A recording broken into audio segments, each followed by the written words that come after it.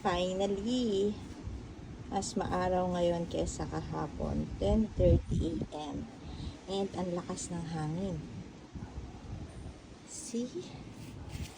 Sobrang tingkad ng sikat ng araw. Yehey! Mabibilad na siya sa init.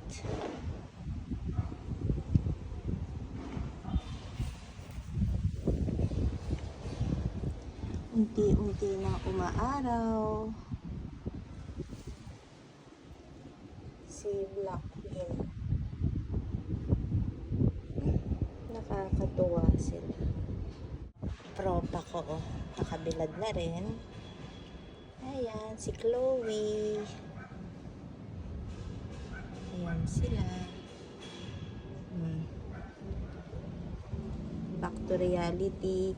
Mainit naman ngayon. Si Superbong.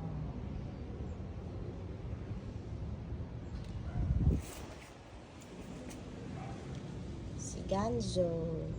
Ayan. Ayan sila. Mga cuttings ko ng Murasaki. Si Parpidi. Ayan. Orange Lover. Ayan sila. Back to reality. Bilad na naman ulit.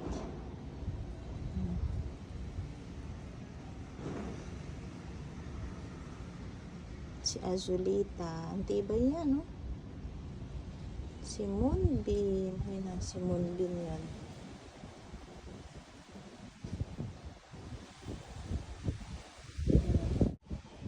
Si Ana Capseros. White one. Si Tipi.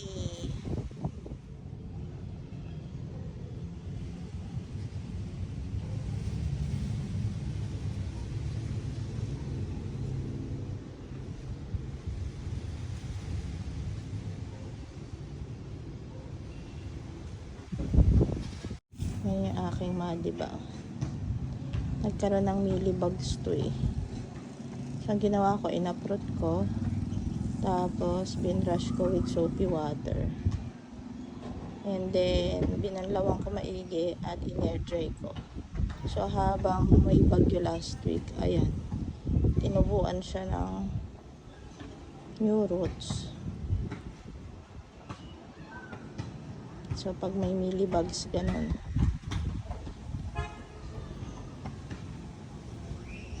Kasi pabalik-balik lang din sila yung dusty ko dyan. Nalusaw dahil sa hindi ko inaprot. Hindi ko siya inaprot. Tapos pabalik-balik yung mealybugs. Kaya mas maganda pala na i-uproot. Ibabrush. Tapos i-air dry. Tapos change bagong soil. So yun ang ginawa ko. So natuto ako dun sa aking dusty rose. Kasi may mealybugs yun, pabalik-balik.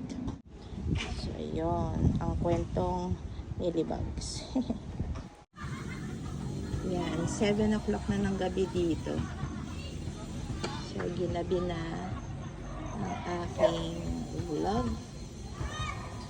So, thank you for watching mula sa aking succulent garden. Happy planting, happy gardening sa ating lahat. Until next time. Bye!